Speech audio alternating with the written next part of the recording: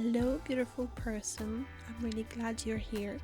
And welcome back to Becoming Her, a series about confidence, relationships, travel, and becoming the woman you know you're capable of being. Think of this as your daily big sister reminder, the things I learned the hard way so you don't have to. And today, we are talking about something that quietly affects everything: self-trust. So, self-trust doesn't usually disappear overnight. It erodes. It erodes when you ignore your intuition, when you stay longer than you should, when you say yes but mean no, when you know something feels wrong but you convince yourself you're overreacting, and sometimes it breaks after a specific moment. A relationship that hurts you, a decision you regret, a version of you that tolerated too much. You don't just lose trust in others, you lose trust in yourself.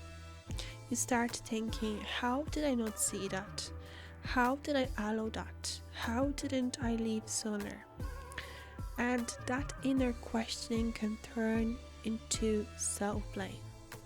I was once stuck in a place where I felt extremely uncomfortable, and I was trying to leave for a while, but it didn't feel like the right time. Like whenever I wanted to leave, it just felt like it wasn't the right time.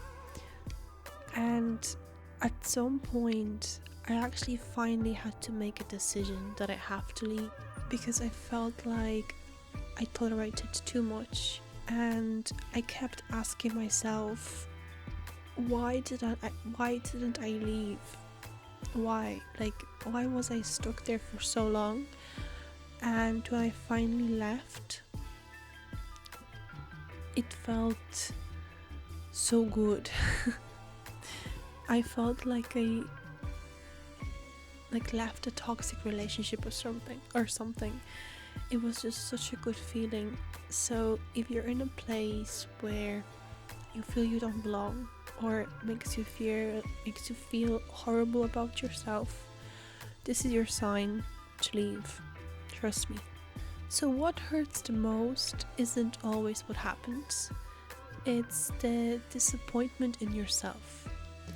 It's looking back and thinking, I knew better. But here's the truth we don't say enough. You made the best decision you could with the awareness you had at that time. We judge our past selves with the wisdom we gained after the pain. That's not fair. You weren't stupid. You weren't weak.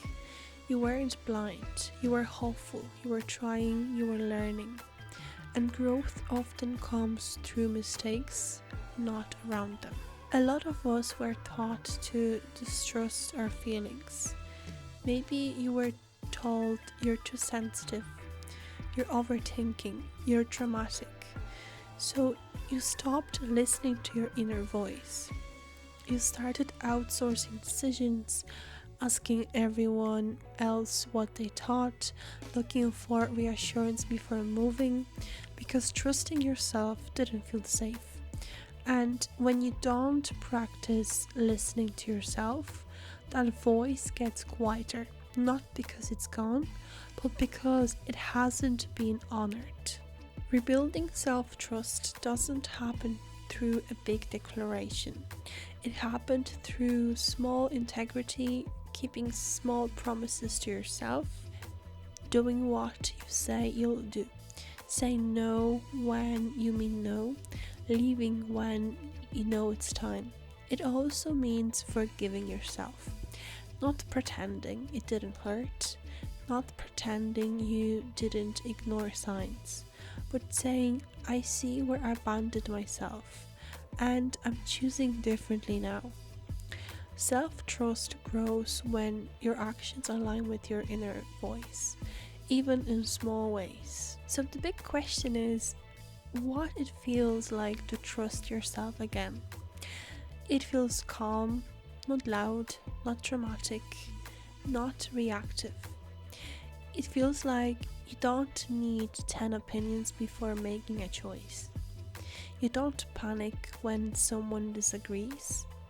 You don't spiral after every decision. You feel steadier, not because you're perfect, but because you know you'll handle whatever happens. And and even if you make another mistake, you trust yourself to recover. That's powerful. So I want you to gently ask yourself, where did I stop trusting myself? Was it after the relationship? After being judged? After failing? After being misunderstood? And what would rebuilding that trust look like? Maybe it's not ignoring a red flag, not being a promise to yourself, listening to your gut instead of fear. So remember when I was talking about that place that made me feel horrible? I basically chose myself when I left it. It was the hardest decision I ever made, but it was much needed. I finally thought fully about myself. I left a place where I felt small. I felt extremely uncomfortable, where I thought that there is no space for me for growth, and where I didn't feel supported. So I basically chose myself by leaving that place because there wasn't anything that would make me feel good about myself. Because also I didn't feel appreciated. It didn't matter what I did, it was never appreciated. So I just decided to choose myself and leave and just live my life without being there, I guess. And becoming her doesn't mean never making mistakes again. It means not abandoning yourself when you do. It means choosing alignment over approval, truth over comfort, self-respect over fear. She doesn't always get it right, but she stays with herself, and that's what makes her secure. You can rebuild self-trust not by being perfect, but by being consistent. Thank you for spending this time with me. It's our 3rd episode, and I'm very excited for this month because I'm really hoping that these series will help you and will make your summer a little bit better. So take a deep breath before you move on with your day. You're not broken, you're not rebuilding, you're not behind, you're becoming. Thank you once again for listening, and see you tomorrow.